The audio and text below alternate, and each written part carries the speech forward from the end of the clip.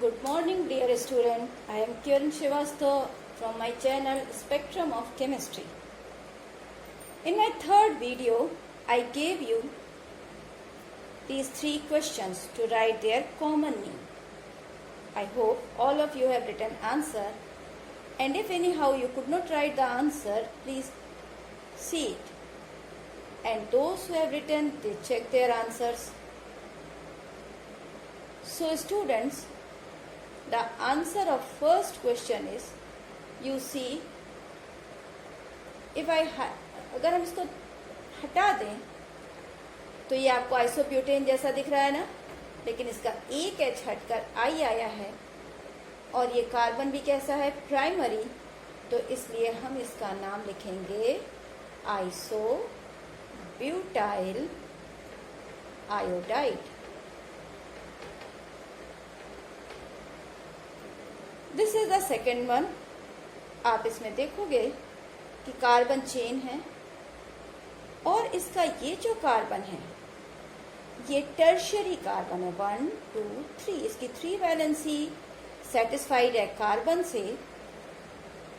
तो और chloride group tertiary carbon से जुड़ा है, इसलिए इसमें सबसे पहले तो हम क्या लिखेंगे, टर्शियरी. अब आप टोटल कार्बन काउंट करिए, 1 2 3 4 5 6 कार्बन है, तो लिखोगे टर्शियरी हेक्साइड और फिर एंड में क्या लिख दोगे, क्लोराइड. ये इसका नाम हो गया. अब आप इसको देखिएगा ये क्लोराइड ग्रुप किस कार्बन से जुड़ा है, ये कार्बन है सेकेंडरी, क्योंकि ये 2 कार्बन या कार्बन चेन से जुड़ा हुआ है, इसलिए इसका नाम होगा सेकेंडरी. पहले तो सीधे से देखा करो किससे बॉन्डेड है, सेकेंडरी. अब कार्बन काउंट करते हैं, 1 2 3 4 5, तो सेकेंडरी पेंटाइल क्लोराइड. तो प्यारे बच्चों, ये तो था कंटिन्यूएशन में थर्ड वीडियो के आपके क्वेश्चंस के आंसर हो गई है. अब आज हम इससे थोड़ा सा आगे बढ़ते हैं और वो है नेमिंग ऑफ हेलो एरीन्स. तो बच्चों, नेमिंग ऑफ हेलो एरीन्स को स्टार्ट करते हैं. इसको मैं इरेज कर रही हूँ और आप देखना नेमिंग ऑफ हेलो एरीन्स किस तरह से है, ये क्या करना है इसमें. तो चलिए लिखते हैं हेलो एरीन्स.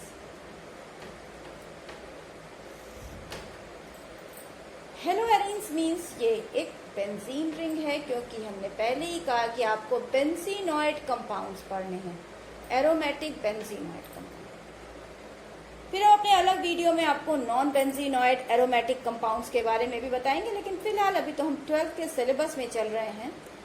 तो ये एरोमेटिक बेंजीनॉइड कंपाउंड पढ़ने के लिए हमने बेंजीन रिंग ली और इससे कोई भी एक हेलोजन लगा दिया, तो ये बन गया हेलो बेंजीन.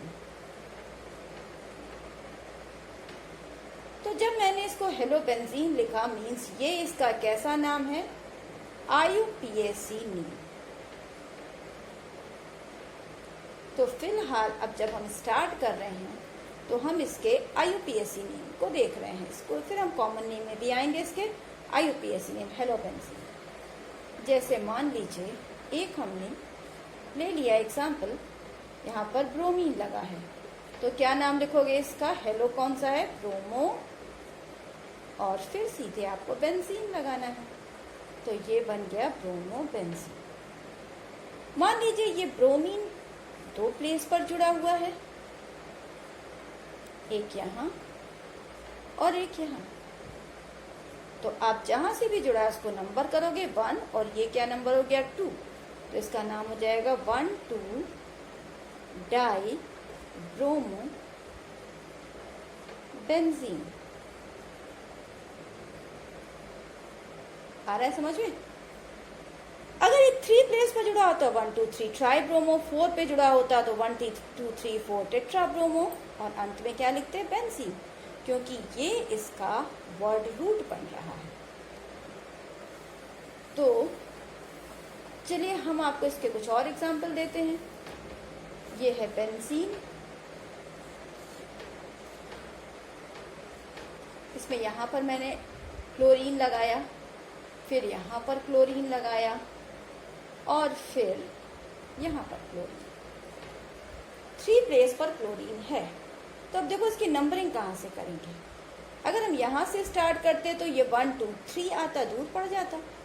तो इधर यहाँ से स्टार्ट करेंगे तो किसी ऑर्डर को तो फॉलो करना पड़ेगा ना, 1 2 3 4 5। यहाँ पर आपको लीस्ट सम रूल लेकर चलना होगा, तो हम इसलिए यहाँ से स्टार्ट करते हैं। सारे सब्स्टिट्यूएंट कार्बन को छोटा नंबर मिलना चाहिए, 1 2 3 4, क्लोजेस्ट यही है। तो हम इसका कैसे नाम लिखेंगे, 1 2 4 ट्राई क्लोरो बेंजीन। समझ में आ रहा है। अगर अलग अलग होते तो आप उसका अलग नाम लिख देते। जैसे मान लीजिए एक जगह क्लोरीन है, एक जगह ब्रोमीन होता, तो आप एक 1 क्लोरो 2 ब्रोमो इस तरह से नाम लिख सकते हो। तो ये, अगर अब आपके पास एक और एग्जाम्पल लेकर चलते हैं।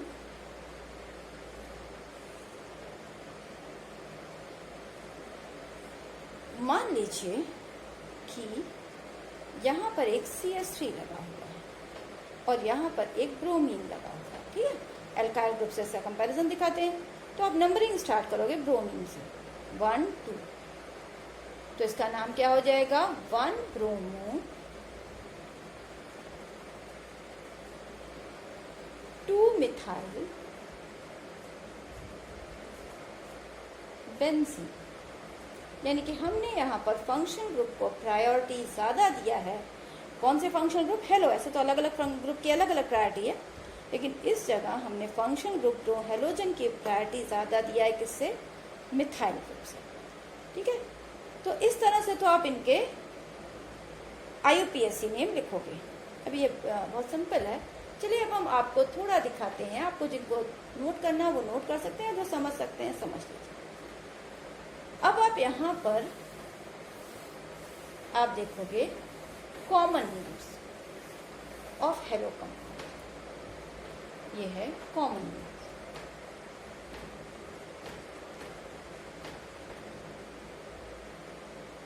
Common name of hello compound. तो अब बच्चों, कॉमन नेम जब हम हेलो एरीन्स की देखते हैं तो हमें यहाँ पर क्या क्या चीजें, सबसे पहले तो हमारे पास ये बेंजीन रिंग है। अभी जैसे हमने अपने लास्ट वीडियो में, लास्ट लेक्चर में आपको बताया है कि एक H हटाने पर एल्काइल ग्रुप बन जाता है। तो इस तरह से अगर हम किसी बेंजीन का एक H सब्स्टिट्यूट करते हैं, हटा ही देते हैं, चलिए इसका फॉर्मूला है C6H6, इसमें से एक H हट जाएगा, ये तो हो गया बेंजीन। एक H हट गया तो ये क्या बन जाएगा, C6H5। अब हम इसको बोलने लगते हैं फिनाइल। सो फिनाइल क्या है, this is alkyl group of benzene. जैसे लास्ट वीडियो में आपने एल्काइल ग्रुप पढ़ा ना, कि जब हम एक H हटाते हैं तो जो ग्रुप बनता है उसे क्या बोलते हैं, एल्काइल ग्रुप। अभी हम 2H की बात नहीं कर रहे, उसके लिए हमको इतना अलग वीडियो आपके लिए डालेंगे कि अगर किसी कंपाउंड से 2H हट जाते हैं तो कैसे नेम उसके दिए जाते हैं। फिलहाल अभी आप एक H को पढ़िए, जब धीरे धीरे करके स्टेप बाय स्टेप आगे बढ़ोगे तो समझ में आएगा। चलिए इसमें भी हम दिखाते हैं। ये बेंजीन है, इसमें H यहाँ पर है, H यहाँ पर है, सब जगह H है, लेकिन एक H को हमने सब्स्टिट्यूट कर दिया, ये फ्री वैलेंसी हो गई। ये फ्री वैलेंसी किसी भी और के साथ सब्स्टिट्यूट की जाती है। मान लीजिए क्लोरो के साथ की गई तो क्लोरो, ब्रोमो के साथ की गई ब्रोमो, एल्कोहल के ग्रुप के साथ हो गई, एल्डिहाइड ग्रुप के साथ हो गई, कैसे भी आ गया, कोई भी फंक्शन ग्रुप यहाँ पर आ सकता है। फिलहाल हम हेलो कंपाउंड्स की बात कर रहे हैं, हम कोई हेलो का ही एग्जाम्पल लेकर चलते हैं। तो ये पहली चीज तो यही समझना चाहिए कि बेंजीन के अगर एक H को हटाएंगे तो जो उसका एल्काइल ग्रुप बनेगा उसको हम क्या बोलते हैं, फिनाइल। ये चीज़ बहुत इंपॉर्टेंट है, जगह जगह आपको इसका काम पड़ेगा। तो हर बच्चे को पहले तो ये याद रखना है कि बेंजीन का एल्काइल ग्रुप क्या है, वो एल्काइल ग्रुप है phenyl. Is it clear students? अब जरा और आगे बढ़ते हैं। चलिए, बेंजीन का जो एक वैलेंसी फ्री है, अब हम बार बार पूरा नहीं बना रहे, इसकी वैलेंसी फ्री है। ये तो आप बोले का मतलब समझते हैं, जिनको नहीं पता चलिए उनके लिए बॉन्ड ही बना देते हैं, रेजोनेंस होता है। और इसमें यहाँ पर एक Br है, क्लोराइड है, कुछ भी, तो इसका नाम एल्काइल क्लोराइड के बेसिस पर क्या हो जाएगा, फिनाइल ब्रोमाइड। अगर यहाँ पर क्लोरीन ग्रुप लगा हुआ है तो इसका नाम हो जाएगा phenyl chloride. In the same way अगर आयोडीन लगता है तो फिनाइल आयोडाइड, फ्लोराइड लगता है तो फिनाइल फ्लोराइड। तो पहली चीज तो आपको ये पहचानना है कि ये बेंजीन की अगर एक वैलेंसी फ्री होती है, किसी भी H को सब्स्टिट्यूट करके यहाँ पर कोई हेलोजन आता है, तो एल्काइल हेलाइड के बेसिस पर इसका नाम आप क्या बोलोगे, फिनाइल हेलाइड, यानी phenyl bromide, phenyl chloride, phenyl iodide etcetera. अब हम बेंजीन के जो वो सारे नेम लेते हैं जो आपको कभी बोर्ड एग्जाम में और साथ ही में कॉम्पिटिटिव एग्जाम में, तो उसके लिए आपको जरूरी होगा। तो चलिए हम आपके लिए एक कंपाउंड लेकर आ रहे हैं जिसका नाम बहुत ज़्यादा ज़रूरत में आता है। अगर बेंजीन के एक H को सब्स्टिट्यूट करके CH3 आ गया, तो अब हम इस समय इसको फिनाइल नहीं बोलेंगे, अब इसका एक नया नाम दे दिया गया टॉलुइन। बस देखिए बच्चे, यहीं से शुरुआत हो जाती है रटने वाली। कुछ चीज़ों को तो ऑर्गेनिक केमिस्ट्री में आपको याद ही करना होगा, जो सिस्टमैटिक पैटर्न के थे एक H सब्स्टिट्यूट करके, वो तो तुमको बता दिए गए, लेकिन कुछ को तुमको याद ही करना पड़ेगा। जैसे इसका नाम टॉलुइन।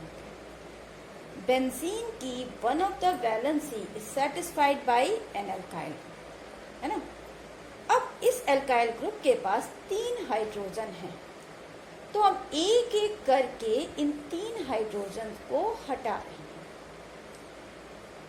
चलिए, इसके पास एक H है, दूसरा H है, लेकिन इसकी एक वैलेंसी फ्री है। या आप इसको कैसे लिख सकते हो, बेंजीन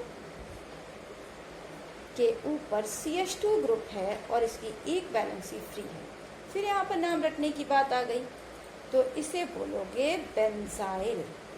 अलग अलग नाम दिए गए हैं। अगर मानकर चलिए कि इसके 2 H सब्स्टिट्यूट हो किसी भी ग्रुप से, ये CH है और इसकी 2 वैलेंसी फ्री है, अब आप इसको लिखोगे बेंजर, राइट। इसके एग्जाम्पल भी देख लेते हैं हम। चलिए, क्या एग्जाम्पल लिया हमने, एग्जाम्पल ले रहे हैं, इसमें लगा हुआ है CH2Cl, है ना, पहले वाले का, इसका एग्जाम्पल। तो इसको लिखेंगे हम बेंजाइल क्लोराइड, ठीक है। सेकंड वाले का एग्जाम्पल लेते हैं, इसको मिटा रही हूँ बेटा।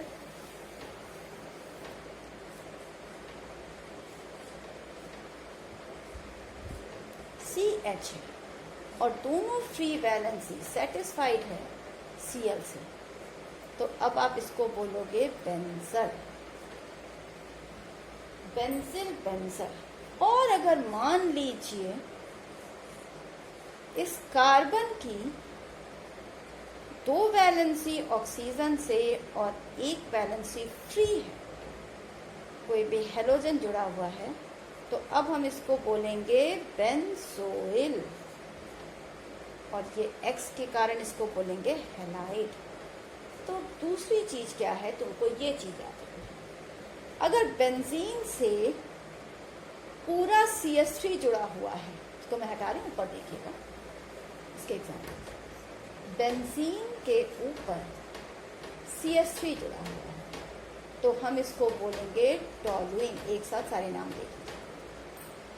अगर एक H हटा दिया, वैलेंसी फ्री कर दिया, उसकी जगह कोई भी एक हेलोजन लगा दिया, मान लीजिए हमने क्लोराइड को लिया है तो इसका नाम हो जाएगा बेंजिल क्लोराइड, और अगर नहीं है तो सिर्फ बेंजिल ग्रुप। 2H सब्स्टिट्यूट कर दिया तो इसको बोलेंगे बेंजल, और अगर 2 क्लोराइड लगाया है तो उसको बोलेंगे बेंजल क्लोराइड।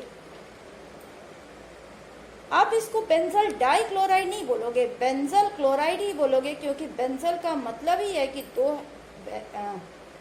वैलेंसी हेलोजन से सेटिस्फाइड है। और मान लीजिए ये C डबल बॉन्ड O है तो हम इसको बोलेंगे बेंजोइल, तो इसका क्या नाम हो जाएगा, बेंजोइल हैलाइड। तो ये 3 चीजें आपको बहुत अच्छे से याद रखनी। बच्चों, ये तो हमने हेलो एरीन्स की नेमिंग आपको बताई। इसको ये 3 चीजें बहुत अच्छे से याद रखनी। टॉलुइन, बेंजिल, बेंजल और बेंजोइल, बहुत काम पड़ेगा इसका आगे। अब यहाँ के बाद हम चैप्टर में एंटर करने जा रहे हैं। अभी तक हम जनरल चीजें, एंटर क्या क्या, एंटर तो हम लोग कर चुके हैं, लेकिन इस चैप्टर को पढ़ने से पहले तुमको बहुत सारी चीजें जाननी है, क्योंकि जो बेसिक प्रिंसिपल्स हैं उनको नहीं जानोगे तो चैप्टर में कुछ भी समझ में नहीं आएगा। यहाँ के बाद एक टॉपिक बचता है आइसोमेरिस्ट। खैर इसको भी अलग से पढ़ाना पड़ेगा, तब आप इसको कुछ समझ पाओगे, वरना मैं ना सिर्फ नाम बताती जाऊंगी और आप केवल नोट करोगे या देखते जाओगे, उससे कुछ फायदा नहीं होना। ऑर्गेनिक केमिस्ट्री समझने के लिए तुम्हें बेसिक प्रिंसिपल जानना तो बहुत ज़रूरी है। कुछ बच्चे 11th क्लास में अच्छी तरह से पढ़ लेते हैं, लेकिन बहुत सारे बच्चे ऐसे होंगे जिन्होंने 11th क्लास में भी ऑर्गेनिक केमिस्ट्री रटी होगी और वो इस चीज़ के लिए तैयार हैं कि हम 12th में भी रट लेंगे, लेकिन बच्चे सिर्फ रट के पासिंग मार्क्स पाते हैं। आपको पासिंग मार्क्स तो चाहिए नहीं, आपको अच्छा नंबर चाहिए। केवल बोर्ड एग्जाम से भी मतलब नहीं रखो। आप IIT, JEE की तैयारी कर रहे हैं, नीट की तैयारी कर रहे हैं, तो भी सिर्फ रटने से कुछ भी नहीं होना। ऑर्गेनिक केमिस्ट्री को पढ़ने के लिए समझना जरूरी है। बहुत सारे बच्चे ये कहते हैं कि मैं समझ में ही नहीं आती ऑर्गेनिक केमिस्ट्री। क्यों नहीं समझ में आती है? क्योंकि उन्होंने क्या चीज नहीं पढ़ी। मैं इसको इरेज कर रही हूँ, क्या चीज नहीं पढ़ी है, और अगर पढ़ी भी है, सिर्फ रीडिंग किया है बुक से, तो उन्हें समझ में नहीं आया है।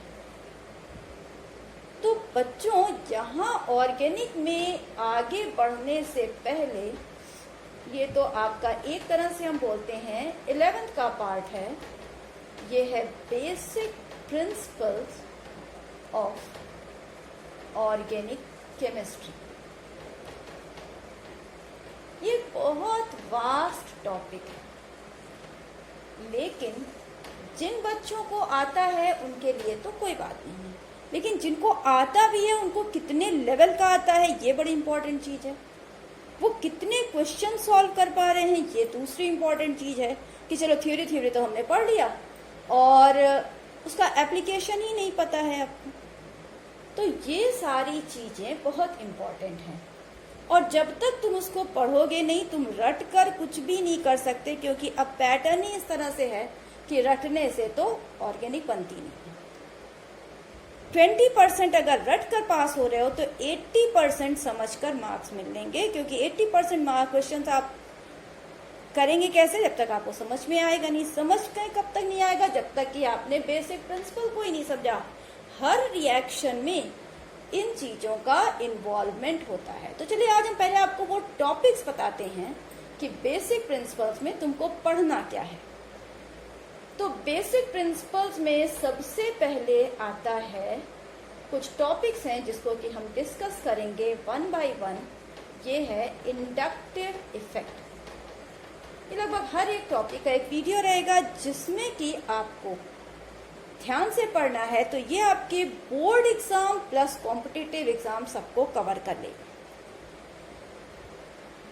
क्योंकि बोर्ड एग्जाम में भी क्वेश्चंस आप नहीं कर पाओगे अगर आपको ये बेसिक प्रिंसिपल नहीं पता। हाँ ठीक है, कुछ नेमिंग रिएक्शंस आते हैं वो कर लोगे, लेकिन बिना समझे रिएक्शन पर आप जा ही नहीं सकते कहाँ क्या अप्लाई हो रहा है। तो ये है इंडक्टिव इफेक्ट। नंबर 2 आएगा इलेक्ट्रोमेरिक इफेक्ट।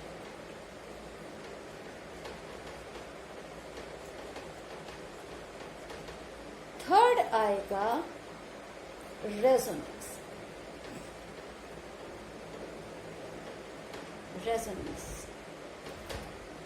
फोर्थ टॉपिक है मेसोमेरिक इफेक्ट।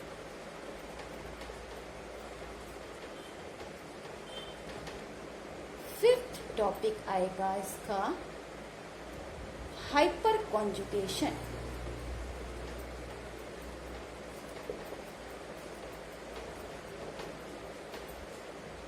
सिक्स्थ टॉपिक है रिएक्शन इंटरमीडिएट्स।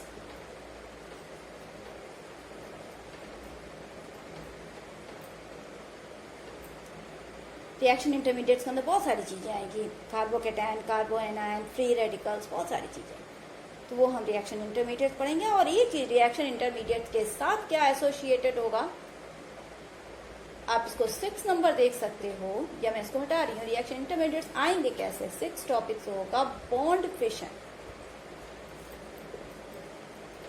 और बॉन्ड फिशन से ही एक्चुअली जनरेट होते हैं रिएक्शन इंटरमीडिएट्स।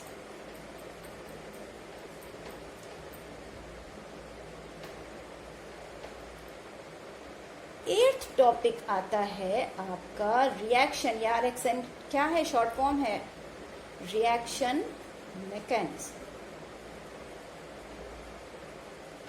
तो प्यारे बच्चों, जब तक आप इसको नहीं समझते हो तब तक आपके लिए आगे की ऑर्गेनिक केमिस्ट्री समझना मुश्किल है। तो और हमारे लिए भी बहुत प्रॉब्लम होगी बिना आपको इन सभी टॉपिक को जाने हुए आगे पढ़ाने में, क्योंकि कहीं भी मैं कहूंगी कि इंडक्टिव इफेक्ट के कारण ये रिएक्शन इधर से इधर ये बॉन्ड टूट रहा है और ऐसा टूट रहा है, तो आपको पता ही नहीं कि इंडक्टिव इफेक्ट क्या होता है। हाँ, कुछ बच्चों को पता होगा, लेकिन हमारा तो ये क्लास सारे बच्चों के लिए है। तो मैं उन सारे बच्चों के लिए ये कहती हूँ जिनको इसका आइडिया नहीं है, वो इन टॉपिक्स को ध्यान से पढ़ेगा। ये सभी टॉपिक्स अपने आप में एक वीडियो के फॉर्म में आपको मिलते जाएंगे, तो आप स्टेप बाय स्टेप सारे वीडियोस को देखोगे। दूसरी चीज, ये जो मेरी टीचिंग है ये रैंडम नहीं है बच्चों कि आपने कभी भी कुछ भी उठाया और पढ़ा। आपको फायदा नहीं मिलेगा जब तक कि आप स्टेप बाय स्टेप आगे नहीं बढ़ोगे। जैसे मैंने इंडक्टिव इफेक्ट पढ़ाया, अगर आपने इंडक्टिव इफेक्ट पढ़ाए बिना आपने इलेक्ट्रोमेरिक इफेक्ट का पार्ट का वीडियो देखना शुरू किया, तो उसमें भी इंडक्टिव इफेक्ट का एप्लीकेशन आ रहा है, तो आपको समझ ही नहीं आएगा। या आप रेजोनेंस के टॉपिक को छोड़कर डायरेक्ट मीजोमेरिक को उठा रहे हैं, तो भी आपको समझ में नहीं आएगा, क्योंकि मीजोमेरिक इफेक्ट रेजोनेंस से इन्वॉल्व है। हाँ, हाइपर कॉन्जुगेशन थोड़ा सा अलग है, but that also has application of resonance. इसी तरह से अगर आप रिएक्शन इंटरमीडिएट्स पढ़ रहे हो और आपने बॉन्ड फिशन को नहीं जाना, तो आपको रिएक्शन इंटरमीडिएट्स कहाँ से आए ये नहीं पता। और जब इतनी सारी चीजों को नहीं जानते रहोगे तो मैकेनिज्म नहीं समझ पाओगे। तो बस ये बहुत इंपॉर्टेंट चीज है। जब आपका ये पार्ट कवर हो जाता है तो आप चैप्टर में आए हुए रिएक्शंस वगैरह को समझ सकते हो। और अगर ये नहीं पढ़ा, इसको ध्यान नहीं दिया कि चलो ठीक है ये तो ऐसा ही है, हमें तो क्या चाहिए, हमें तो सिर्फ रिएक्शन चाहिए क्योंकि हमें एग्जाम पास करना है, तो न तो एग्जाम ही पास होगा अच्छे से और न ही ऑर्गेनिक समझ पाएगी। क्योंकि मैंने देखा है बहुत सारे बच्चे इसी में परेशान है, तो ऑर्गेनिक केमिस्ट्री बनती नहीं। क्यों? क्योंकि ये सारी चीजें तो पढ़ते ही नहीं हैं। तो जब तक बच्चों इसको नहीं समझोगे, ये ऑर्गेनिक समझ में आएगी नहीं, क्योंकि ये चीज ऑर्गेनिक का बेस बनाती है। इसीलिए ये सारे टॉपिक्स 11th स्टैंडर्ड में हैं। अब 12th के भी पढ़ने के लिए 11th का पढ़ना जरूरी है, क्योंकि बहुत सारे बच्चे 11th को लाइटली ले लेते हैं, पढ़ा थोड़ा रट लिया। और इनके साथ साथ आपको, चाहे वो किसी सिलेबस को बिलोंग करता है, ICMP board, UP board, CBSE board. तो एक चीज़ तो अब सबके लिए इम्पॉर्टेंट हो गई है कि हर बच्चे को NCERT बहुत इम्पॉर्टेंट है, उसको तो पढ़ना ही पढ़ना है। तो ये टॉपिक्स अगर आप पढ़ना चाहते हैं बुक से तो आपको 11th की NCERT में मिलेंगे, 12th में तो सीधे हेलो एल्केन से आ गया है। तो हम लोग क्लासेस लेते हैं, क्लास वाइज टीचिंग करते हैं, क्लासरूम टीचिंग करते हैं, या हम अभी ऑनलाइन पढ़ा रहे हैं, यूट्यूब में वीडियोस डाल रहे हैं। तो सभी जगह कोई भी कितना भी पढ़ा रहा है, लेकिन आपके लिए बुक रीडिंग एक बहुत इंपॉर्टेंट चीज़ है। कुछ नहीं तो NCERT तो पढ़ते ही चलिए, NCERT के बिना तो आपका कोई भी कॉम्पिटिटिव एग्जाम ही नहीं क्लियर होगा। तो इन सभी चीज़ों को देखिए, समझिए, और साथ में आपकी जो भी बुक है वो पढ़िए, NCERT पढ़िए, तब जाकर तुमको ऑर्गेनिक केमिस्ट्री समझ में आएगी। अब जैसे आपको मान लीजिए एग्जाम्पल देती हूँ, चलिए मैं इसको हटा रही हूँ। अगर आपने टॉपिक्स नोट कर लिए हों, नहीं किया तो मैं आपको 2 मिनट का टाइम दे रही हूँ, आप इसको नोट करिए कौन कौन से टॉपिक आपको पढ़ने हैं हेलो एल्केन्स और हेलो एरीन्स में जाने से पहले, क्योंकि ये सभी टॉपिक के बिना मैं रिएक्शन समझाना भी मेरे लिए बहुत कठिन हो जाएगा और आपके लिए समझना भी उतना ही कठिन होगा। तो जब दोनों को प्रॉब्लम है तो फिर इसलिए तो इनको तो पढ़ना जरूरी है। मान अब ये मैं क्यों कह रही हूँ, मैं कह रही हूँ कि ये पढ़ना जरूरी। चलिए ठीक है, मैं एक एग्जाम्पल आपको देती हूँ। आपको किसी भी एक सिंपल सा क्वेश्चन पूछ लिया गया, सिंपल सा क्वेश्चन क्या पूछ लिया गया कि मान लीजिए आपको ये कहा गया कि ये CH3COOH है और ये CH3CH2COOH। अब इसी को सीधे से पूछ लेते हैं कि इन दोनों में, दोनों ही कार्बोक्सिलिक ग्रुप हैं, दोनों ही एसिडिक हैं, तो इन दोनों में ज़्यादा एसिडिक कौन है? तो ज़्यादा एसिडिक कौन है? तो इसके लिए आपको इंडक्टिव इफेक्ट का यूज़ पड़ेगा। अगर आपको ये पूछ लिया गया CH3NH2, CH3CH2NH2, इन दोनों में ज़्यादा बेसिक कौन है? तो भी आपको इंडक्टिव इफेक्ट का यूज़ मिलेगा। सीधे से क्वेश्चन। अब जिसकी जैसी रिएक्टिविटी वैसे ही उसका रिएक्शन बनेगा। और एक एग्जांपल लेते हैं। मान लीजिए आपको एक इस तरह का ये कंपाउंड दे, अब पूछ लिया गया कि ये जल्दी रिएक्शन दे देगा किसी न्यूक्लियोफाइल से या दूसरा वाला। काफी मिलते जुलते हैं, एक टर्शियरी कार्बन का एक सेकेंडरी। इसमें से किसकी रिएक्टिविटी ज्यादा है टूवर्ड्स रिएक्शन? कोई भी ग्रुप आ गया, चलिए हमने KOH ही डाल दिया। KOH के प्रति किसका रिएक्शन, रेट ऑफ रिएक्शन इसकी ज्यादा है या KOH से ये जल्दी रिएक्ट करेगा? हम चाहे तो एक्वस KOH ले लें, हम अल्कोहलिक KOH ले लें, कुछ भी ले लें, तो इनके रिएक्शन के तरीके चेंज हो जाते हैं, इनके रिएक्शन की स्पीड चेंज हो जाती है। तो उन सब के पीछे रीजन क्या बन रहा है? Inductive effect. तो इस तरह से बच्चों ये जानना ही बहुत जरूरी है कि इंडक्टिव इफेक्ट क्या होता है। इंडक्टिव इफेक्ट पूरी ऑर्गेनिक केमिस्ट्री में इस तरह से यूज हो रहा है कि इसके बिना आप रिएक्शन के डायरेक्शन को ही नहीं समझ पाओगे। तो अब जो मैं स्टार्ट करूंगी अपना नेक्स्ट वीडियो, वो कहाँ से स्टार्ट होगा? Inductive effect. और इन सब के बाद आपको थोड़ा आइडिया देंगे, किसका आइडिया देंगे? आइसोमेरिज्म। क्योंकि हेलो एल्केन्स हेलो एरीन्स में आइसोमेरिज्म भी आ रही है, क्या क्या आइसोमेरिज्म इन्वॉल्व हो रही है। तो लेकिन वो आइसोमेरिज्म में जाने से पहले हमें क्या देखना है? ये बेसिक प्रिंसिपल देखने के बाद हम आइसोमेरिज्म देखेंगे और आइसोमेरिज्म के बाद हम रिएक्शन स्टार्ट करेंगे प्रिपरेशन एंड प्रॉपर्टीज की। ठीक है, तो इस तरह से यहाँ पर आकर हमारा टॉपिक का डायरेक्शन थोड़ा सा चेंज हो रहा। वीडियो की शुरुआत में ही हमने कहा था कि हम चैप्टर का नाम डाल रहे हैं, उसके नेमिंग बता दे रहे हैं, लेकिन चैप्टर के रिएक्शन वाले पार्ट में एंटर करने से पहले आपको बेसिक प्रिंसिपल को जानना बहुत ज़रूरी हो जाएगा, क्योंकि उसके बिना रिएक्शन नहीं समझाया जा सकता। तो इस तरह से बच्चों हमारा जो नेक्स्ट वीडियो आएगा वो किस टॉपिक पर होगा, इंडक्टिव इफेक्ट, और अब इसको बहुत ध्यान से समझना, ठीक है। Okay, thank you.